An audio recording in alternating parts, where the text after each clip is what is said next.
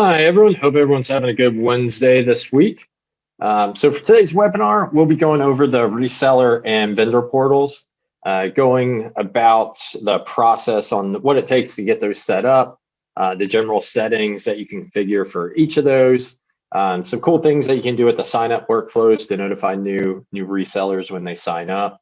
There are a few reseller channel specific settings that we'll want to go through as well, just so you're setting those up properly for whatever workflows that you'll be doing there. And then we'll also be going through the vendor portal and how your vendors will be managing orders and inventory data through there and what the options are. Through all this, if you guys have any questions, please use the Q&A feature here on Zoom. You type in your questions there. Whenever I get to a good stopping point, I'll answer those.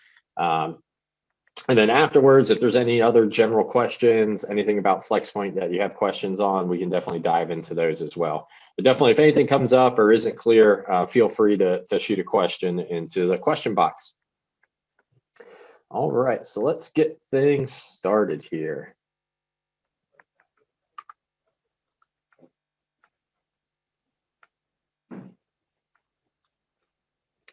So I've got my Flxpoint account set up here. And we're looking at the reseller channels. This will be found under channels, and then up at the top, there's actually a tab for your direct sales channels and then your reseller channels here. So if you are going to be using the reseller channel, this is really used for if you have your own dropship program where you're technically supplying the products to other dealers or retailers to essentially sell your products out. When you do this, we can also integrate you as an inventory source supplier. So you can have customers sign up and get the benefit of the inventory source automations to be able to get their feeds automatically updated. Otherwise, there's a portal that they'll be able to log into to be able to see products and place orders that way as well. So we do see a lot of folks doing the traditional dropship route, or you can use this more for like a wholesaler dealer as well, where they can just log in, place their bulk orders, and then you'll be responsible for shipping those out to them and fulfilling them. So to get things started here for the reseller portal, the first thing that you'll need to request from our support team is to get a URL created for you, right? So this is going to be the reseller portal URL where your resellers would log into and access their account and see the products. Typically, that's going to be your company name .flxpoint.com. Or whatever name you'd like to use or that you're calling your company, or your reseller program .flxpoint.com. So once they have that set up, you'll actually, if you see up top, there's a reseller settings tab. If we go to basic, you'll actually see your reseller portal URL here. And that's the URL that your resellers would go to sign up, log in, and view all their data. So we'll take a look at that in a second. But I want to take a minute to go over all these settings here regarding the reseller portal. So under this basic setup here,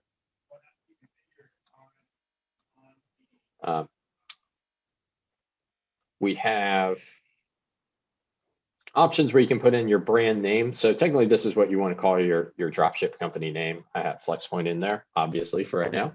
You can also upload a logo, and this is what gets branded on your dealer portal. So a lot of folks ask us about white labeling it and things like that. So you are able to customize it a bit here with the brand name, uploading your logo, and this will be applied throughout the reseller portal. And then you also have your reseller program details here. This is where you can put in really any communication about your reseller program, or information that you want your resellers to easily be able to access and see. This is fully supports HTML. So we do have some folks that go in here and really customize this program details page to kind of portray whatever they'd like to pass along in that. So I'll show you where this pops up here in a second. Then you also have your contact email and contact phone number. This is definitely good to just put in, whatever contact email you want your resellers to reach out to if they have any questions or any issues for them to resolve. You can also put in a contact phone here as well. Neither of these are required, but it's definitely a good thing to have. Maybe if you have a general phone line that they can call into, that would be good to put here. And registration access code. This isn't required either. But this is something that you can use to kind of limit the dealers or your resellers as they sign up. So whatever code you put in here, so let's just put Flxpoint, for example. If I have this code set up here and any person comes to the reseller portal to sign up, they wouldn't be able to sign up unless they provide this code. So this is a way that you can ensure that the only people are signing up are ones that you've communicated with previously. And then as long as you provide them that code, they'll be able to sign up. But again, this isn't required. So if you don't have anything filled out here, anyone who hits your reseller portal URL can sign up there. Now, we do have some options here on what data gets collected from your resellers on sign up. And a lot of these are you have an option to require it or just make it optional. So you can request their website, so that way you have a record of it. And when you first select this, this is the optional one where we're going to request it, but we're not going to require it. And then when you do select that, if you turn on the required, it won't let them complete the sign up without actually providing their website. Same with the tax ID. I know, recently it looks like there's a lot more push for collecting sales tax in different states for online ordering. So this would be good, especially if you're doing a dropship program or wholesale program through here. You can request or require their tax ID from your resellers to handle any tax implications there. Same with the reseller certificate. This one you can request it or require it. Same with billing address. And then there is another setting here that has to do with orders.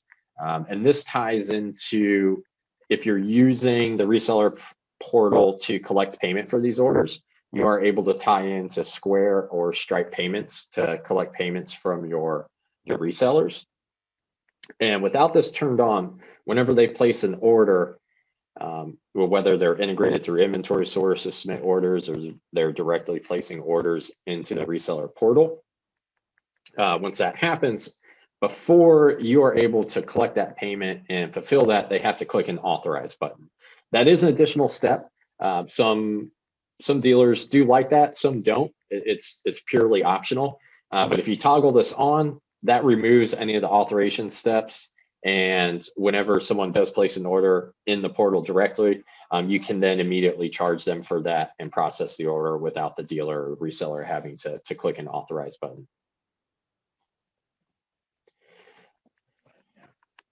All right. And then these last two are just options on the reseller portal on if you want to show the quantity available for items and if you want to show the SKU. I would say typically most folks allow these, but if there's any reason that you don't want to show the quantity available or show the actual SKU, you can toggle these off. And then one other step here, when resellers do sign up, they get their dealer account or reseller account gets put into a pending status. So this option just basically says whenever someone signs up, do we want to auto approve them? Because while they're in a pending status, they won't be able to see any items. They won't be able to place any orders until you move them into an active or approved status. So this just takes that step out of it. So I did get a question here regarding the tax ID in Canada. 2 numbers are required. Would there be fields to collect both or only one? That's a good question. Right now, there's only 1 field. But what you can do is, they should be able, when you turn this on, they can probably comma separate that to be able to provide both. Or if they only provide one via the portal here, you'll have their contact email and then you can reach out to them as well. And I'll show you something else that might be neat here. We can do some custom alerts when resellers sign up. So that's maybe something that if you have a lot of Canadian dealers, you can provide that information in the sign up email. So I'll actually get to that right now. So on this other tab here for the resellers, there's a sign up workflow. And here's where you can create a rule. We'll name this new customers or new resellers. We'll say always run. Then we'll say send to reseller.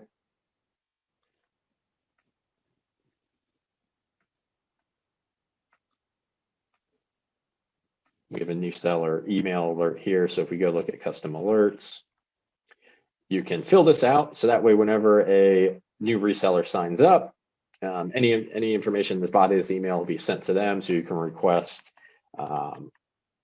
reseller details like that, or any additional information that may not be populated on that original form. This is also a good place to provide any more drop shipping info about your program to them, whether it's shipping costs or drop ship fees, just really any good to need to know information on your program.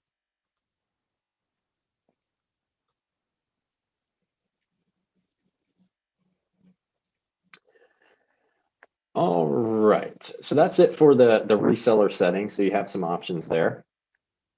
And then the next step would be actually adding a reseller channel. So this would be done under channels and then reseller channels here. I already have 2 channels created, but it's as simple as clicking adding a reseller channel.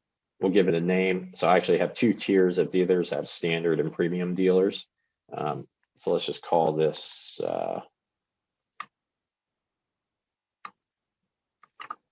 tier 3 resellers.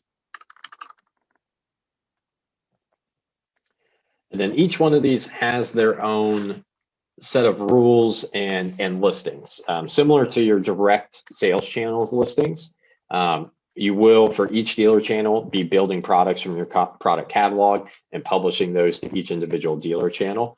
So you can have different products on each dealer channel. Maybe you have a base dealer channel where you maybe have your regular products that you have for sale with specific pricing there, and then maybe you have a premium dealers channel where maybe they get access to a wider range of items, maybe a little bit better pricing. So you can price and allow different products to be listed on each dealer channel if you want to do it that way.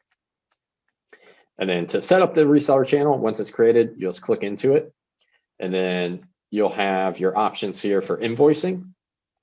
So this is how you can send new invoices to customers once they check out. We have an automatic built-in one here, and you can also customize that with the custom alerts section. You can modify when this gets sent. You can not send receipts. You can send it time of payment capture. And then payment collection. This is a big one. So you can use Flxpoint to capture payments for these reseller orders. Again, that would be through Stripe or Square, which are the 2 we have set up right now. And that actually lives under our settings and our payment providers. So you can choose Square or Stripe and set that up. And once you set that up, your resellers will be able to input a credit card on their dealer or reseller account. And then that way, whenever their order goes through, you're able to capture that payment via your regular order dashboard. And then once you do that, you can process the order, whether it's your own warehouse or your 3PL, to have that fulfilled out to the customer.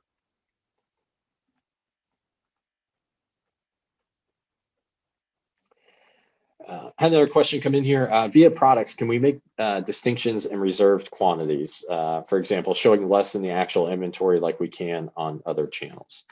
Yep, you can do that. That would be, I'll get right into that in a second. That'll be part of the product mapping or the listing workflow for the reseller channels, very similar to what you do for any of your other ones. So if we go back into the reseller channels, taking a look at invoicing here. So here you can choose whether you are going to collect payments via Flxpoint. You can also say, nope, I'm not going to use Flxpoint. I'm going to handle payments outside of the system. So when you do this, you can set when orders get imported, what payment status should we set for that? So you can set it to be preferred or deferred or paid. So it's just kind of how you want to do that in your workflow. If you do set it as deferred, later on when you do capture that payment outside of your regular workflow, you can then come back and mark it as paid manually. So that way you're keeping everything in line. And then again, similar to the regular sales channels, for these reseller channels, you can auto-generate the POs once the order is imported as paid or deferred. So that way you're getting those orders out right away. And then on the invoice cost workflow, this is where we can add in shipping costs, drop ship fees, things like that. I actually have a few examples set up on one of my other reseller channels here. So we're automatically charging $5 shipping on this rule. And then we're actually adding a drop ship fee to actually cover Stripe fees as an example here. So you can modify any of these channel invoice fields with modifications that'll happen every time they go through checkout.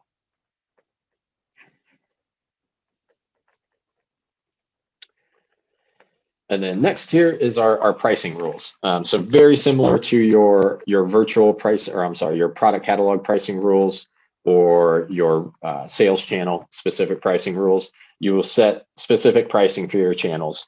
And again, just like your direct channels, if you do have a global pricing rule set, that will still apply to the listing channel. But the easy way around that, if you do want to price it differently, is you'll just set your first rule for list price to reset it to cost, and then you can handle your markups that way, or MSRP, however you're basing your markups or your pricing. Typically most folks do a markup from cost. So as long as you set this as your first rule, any other rules after it will start from that kind of base cost there for you.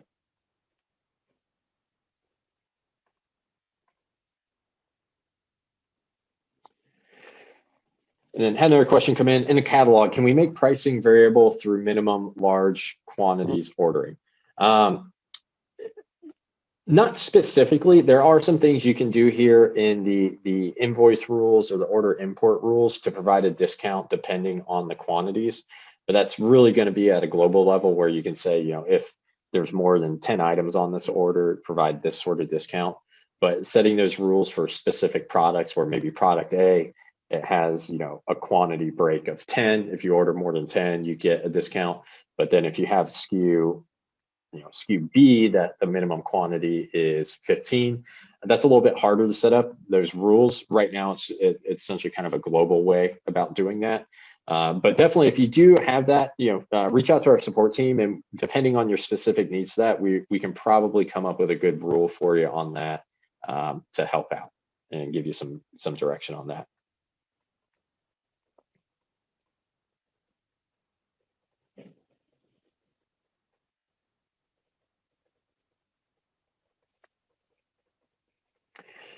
And then listing status, very similar to the regular channel rules that we have. Here you can set rules where if quantity is less than, say 5, then we'll go ahead and hide that item or delist it, depending on what you want to do. That way you just have a clean feed for your resellers, and don't have a full feed of out of stock products if your quantities fluctuate that much. This is just a good buffer for you, similar to regular drop shipping and going to your direct channels. And product mapping. So this is where your sync and publish templates live for the reseller channels, similar to your sync and publish templates on your integrations to your regular sales channels. Here you do have a mapping template for the syncs and the publishes. Again, these are pretty good at the default, depending how you want to map everything, but it's pretty simple. We have map, MSRP, price, and quantity. Usually these are one-to-one mappings from our listing product data, so that should be good to go. And then scheduling this, just like any of our other integrations, you want to get this set on schedule, so that way that product data is being updated for your resellers and you're getting the most up-to-date data.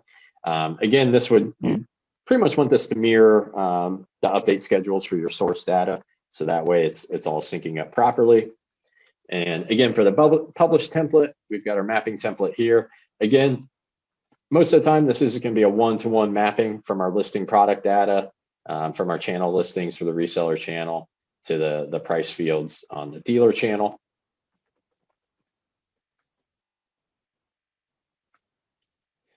Then we have order import rules here. Again, this could be used for maybe you're not shipping internationally. You can set this to cancel those orders. Or maybe if the order is over a certain cost threshold, maybe you want to verify that with the customer. This is also maybe something you can use for those large bulk orders, where maybe if you see that an inventory quantity is over a certain amount, maybe you want to put this on hold, reach out to the customer and see if there's something you want to work with them on, maybe providing a bit of a discount on it. So this can really be used for any of those options there. And shipping mapping, similar to our meeting last week. Again, you'll have your shipping mappings here, which are going to be your shippings that you offer to your resellers. You'll map those to a policy, and then for your source, those specific methods would be mapped to your policy as well. So not much is changing here. Just our system has to know whenever an order is placed for this, how are we going to have that shipped out from your source? And then on your settings here, this is where you can choose your selected payment provider and also protect against duplicate orders. So what this says, if we see the same order for the same customer with similar items come in, pretty quickly back to back, we'll place those on hold to prevent any duplicate orders there. All right, so let's see what the dealer portal looks like here. So what we can do on our resellers tab, so when you have folks sign up, you'll actually be able to view all of your resellers under this reseller tab. And when they first sign up, they're going to be in a pending status. And what this means is, as a reseller, you can log into their account as well, they won't be able to place any orders or see products until they're moved into an active status. And on the dashboard here, this is where that information from those basic reseller settings goes. So we have our name here, we've got our logo at the top, our phone number, and then this is that additional reseller data information that I was saying. But you can fill this out. So all that information would populate on the reseller portal here. So the reason we have them set to pending, or if you can actually choose to auto approve them, but this is just in case you want to have some communications with them, you need any additional information to have them sign up. So it just allows you to reach out to them, get this set up, and then once you have them go through whatever process they need to sign up, you can move them to an approved or active status. There's no difference in permissions that the account has between these two. They're simply just labels, but either one will give them full access to the product catalog and placing orders. What we see a lot of folks do is when they first get approved, they move them to an approved status. And then whenever they actually place their first order, you can move them to an active status. Again, this is just a label. It doesn't affect any functionality for them. And now that they're in an active status, we can view products in the catalog. It's as simple as selecting one of these, adding it to the cart, and then go to your shopping cart. And then they can go through a whole checkout process here to choose a shipping address. They can also save addresses here. They can select the shipping method that they want this order to go out, and also put in billing information for themselves. And then once they go through checkout, the orders will populate in the regular orders page here. And then I have it set right now for orders to automatically defer. But if I have placed this order or charged this customer, outside of Flxpoint, I can then mark it as paid. If we had a payment processor set up here, like Stripe or Square, you'll actually have a capture payment button here, which will actually go through that payment capture process through your Stripe account or Square account to capture the payment that way. And then once you do that, just like anything else, you can generate the purchase order and then get that submitted out to the source for fulfillment. All right, does anyone have any questions? Feel free to post those in the Q&A box below.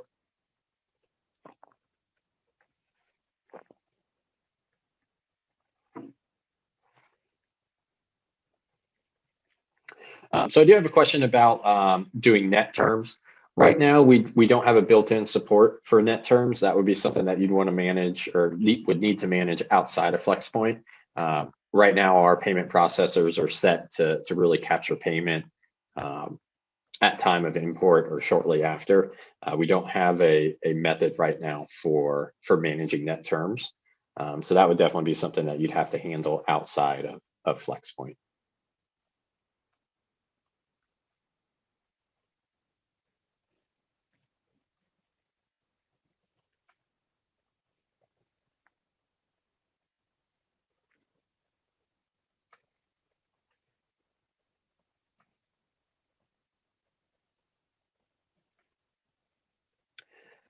All right. Yeah. So if any more questions come in, definitely, or anything comes up, definitely post them in the chat and I'll get to those for you. So there's a few other things I want to point out. This is the actual reseller portal here. And in settings, they can upload their sales certificate. If you are integrating through Inventory Source and you want to be a listed and integrated supplier in the Inventory Source directory, if they are using full automation to submit orders, our support team or our onboarding team at Inventory Source is going to ask them for an API key. And a lot of times the customers aren't really sure, or your resellers aren't really sure what that is. So if anyone asks, it's an API token that's found in their reseller settings page. It's this top one here. This is simply what allows Inventory Source to communicate to their reseller channel. So whenever they process an order over there, it's automatically going to port over here and be associated with their reseller account. So if you get any questions about an API token, it's directly in the reseller portal. Just want to point that out because I have seen a few questions about that in the past. So that is what's used for setting that up. And again, if we take a look back at resellers here, you can use this login as reseller to access their account. If they do have any questions or still can't find this, you can grab it for them and provide it to them.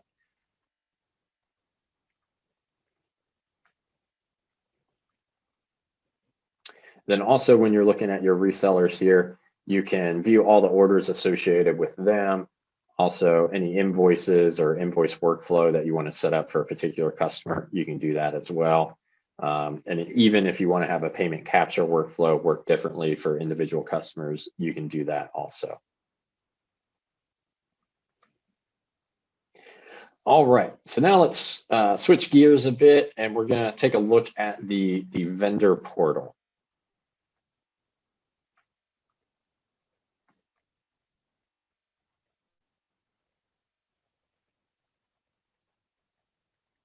So the vendor portal is almost the opposite of the reseller portal. This is a way for your vendors to be able to log in and manage the inventory data that they are providing you, and also be able to manage orders, invoicing, and fulfillments through here as well. So if you're working with a supplier who maybe doesn't have their own built out system or a good way for managing things like that, this is a possibility for them to manage it all directly within your account. It's pretty cool. They're only going to see orders or products that they're managing. They're not going to be able to see other orders for other suppliers or be able to see who else you're working with. It's pretty sandboxed, so they're only going to be interacting with products and data that concerns them. So what we'll do here, very similar to the reseller portal, is we do need to create a URL for the vendors to log in and sign up. Typically we do, again, company name.vendors.flexpoint.com, and that gives them a way to log in and see their portal. But the first steps, obviously you're gonna have a source created here. And what we'll do is log into the source, and then there's this vendor section down here. This is where you can create a new vendor or assign a previously existing one. And then, so let's go ahead and create a new one here. Let's just call this D&H vendor and click create. Once you do that, that vendor is going to be, go ahead and click update. That vendor will be associated with this source. And if we go back to sources and go to vendors, we can see D&H vendor here. And then each vendor, you can give them access to the portal. And then once you do that, each vendor can have multiple users. So it's not just one user per vendor. You can actually create multiple users for each vendor, depending on who's going to be logging in and updating that information for that supplier or that vendor that you're using. And all you need to do that is add the user, plug in their email, their name, and definitely want to send them an activation email, because once they get this activation email, that's where they can log in and create their account. They're going to be given a one-time link. Once they follow that, they'll create a password and they'll be able to access the account after that. So I actually have some other users on these other tests here. And we can see this account was created. And then what you can do, once they have that, this is what it looks like in the vendor portal where they'll be managing everything. So here's a list of all the inventory variants, and we also have the parent view as well. You can see not listed or listed items. And then you can also choose here to export data if they need to. And then we also have an inventory upload option. So from here, there's actually a specific template they can use, and they can fill that out and do an upload here, and they can actually fully manage the product inventory through this portal.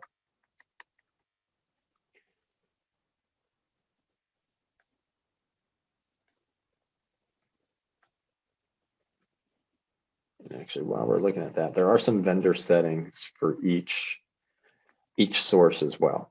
So in here under settings for the source, we have some options on how you want your vendors to actually integrate. So typically the source will still have our base integrations. Now, once you set up the vendor portal, you don't necessarily have to use these if you don't want to. So maybe they do have a way to automatically provide inventory via an FTP. So as long as you have this configured, that would still manually work. You can also have this configured to still send POs in a certain way, get tracking in a certain way, and get invoices. But you can override that and let it be a manual process via the vendor portal. So here under the source settings, you can say, basically disregard the previous MPO operation and only have POs be sent to the vendor portal.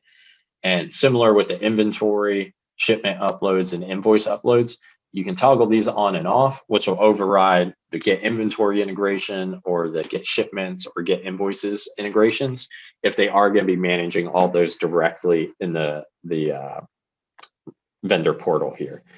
So if we had that, the vendor portal inventory upload turned off, you won't see this with the assumption that they're not going to be uploading anything in here, and it would just be managed with that direct integration, whether it's to an FTP or however it's set up to get that inventory.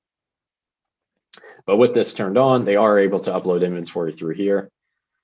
And again, whenever an order is sent to them or an order is processed through your order dashboard, and it would be selected for the supplier based on your order routing rules, they'll see all of their associated orders with their account here. And if you click into it, they can acknowledge the order. So that way it's like they let you know, yep, we got it. They can also manually add a shipment here, plug in the tracking information.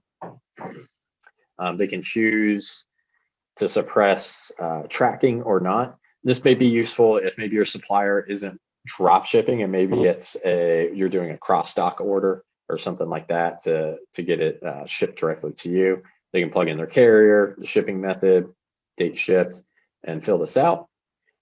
And once they do that, that will populate on your order page. And depending on your settings, that tracking information will get sent out to your sales channels or your reseller channel to get updated out to your customers. They also have the ability to update invoices here as well. Again, you can do this manually as a one-off here. And then we also have some bulk invoice uploads. And just like the inventory upload, there's a specific template to look at or to fill out.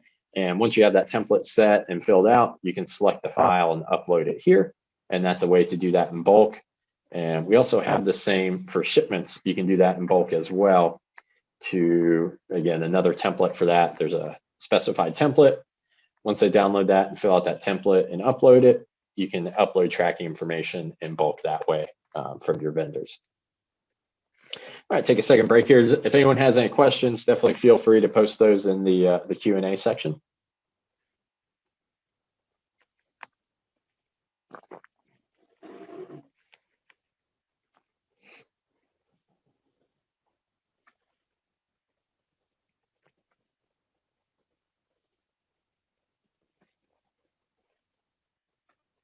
All right. And one more thing with the vendor portal here, again, we always want them to be notified.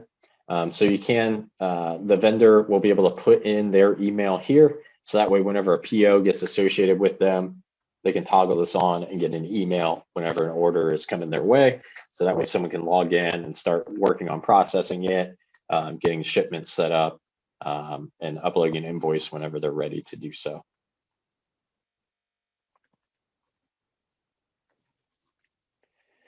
All right, so that's everything I wanted to go through today on the vendor and reseller portal. Definitely let me know if you have any more questions or want to look at anything more in depth on either of those.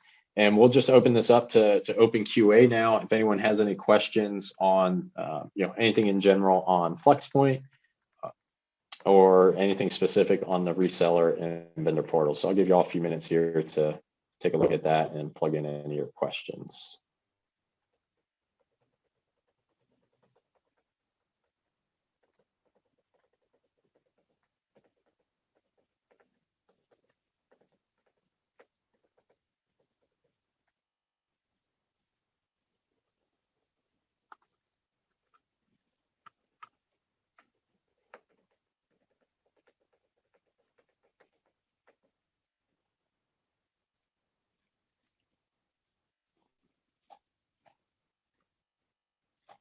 All right, I had a question come in. Can you specify different can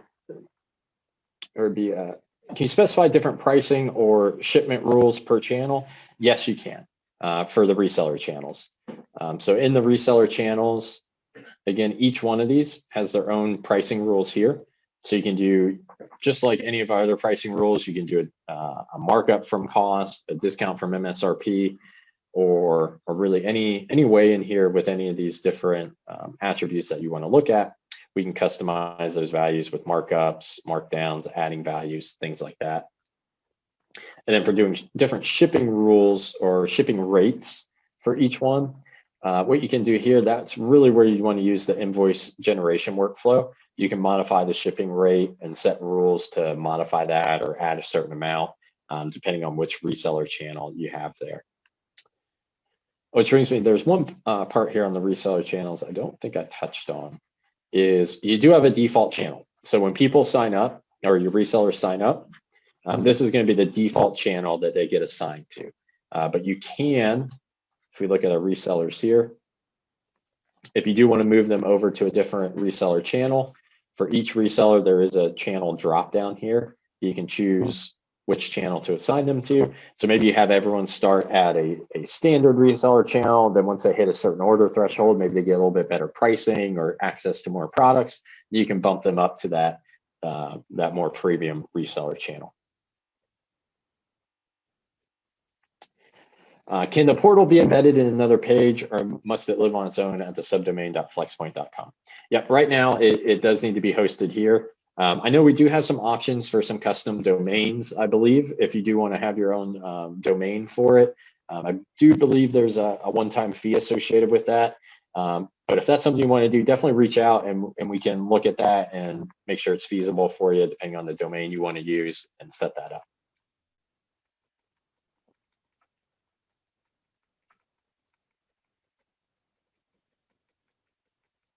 Regarding embedding, what break all the formatting for mobile?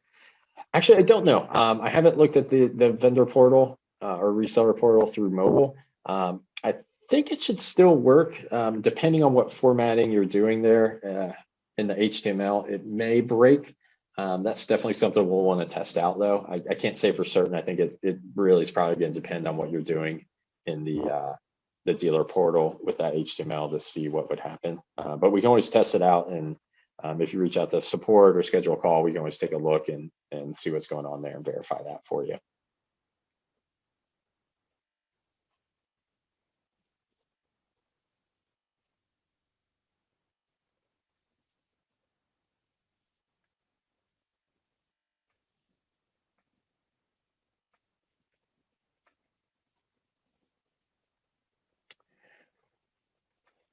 All right, have one other question come in regarding the payment providers and what's required of them to get set up, which is actually a really good question. So if we go back over to our settings and go to payments and providers, we lay it out pretty easily here. So if you're using Square payments, so if you click on either one of these, so Square, so if you don't have an account already, you can sign up for one. And then what you want to do is enable it. And there's an application ID and application secret key, which typically live in the API section of Square or the developer section. So you should be able to capture that information from there, plug it in here, and then you can enable credit card payments. And then once you plug all this in, I always recommend doing a test order just to confirm, something cheap. Maybe you place it through your own reseller account, so that way you can confirm that. Just make sure everything's going good before you go live. But once you do that, you should be set up for Square. Oh, actually need to disable that. And then similar for Stripe, we're going to need a publishable key, that's a tongue twister, and secret key. That will be found again in the API section of Stripe. Stripe does have a sandbox and production environment key. So if you are just testing, you can use the sandbox one, but you definitely want to switch over to your live keys before you go live, so that way you can actually capture payments. It's pretty easy to see. I know the API keys for Stripe typically within the first few letters. If it's a sandbox key, it's going to say something like test. It usually has 2 characters and underscore, and it'll say test. If it's live, it'll have those 2 characters and underscore live. So that's a quick way to identify that I've just seen recently. And then with Stripe, we also can accept ACH payments as well. Those do take a little bit longer to process through Stripe. I think the average is about 4 or 5 days before you get confirmation that was successful. But also, you can use credit cards as well, but it does have that additional option for ACH. And then credit card payments are, those don't have the delay like ACH and going through all the banks. That's usually right away whenever you capture payment there. Oh, and another good question just came in. Can you use both? Right now, no. You can either use Square or Stripe. There's no workflows to be able to decide between either one of them. So it is just one or the other for now. So if you are going to be requiring ACH, or that's going to be your plan, you will want to use Stripe.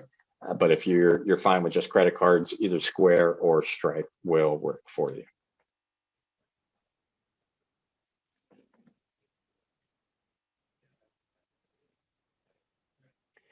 All right. I'll give everyone a few more minutes to put in any last questions that they have.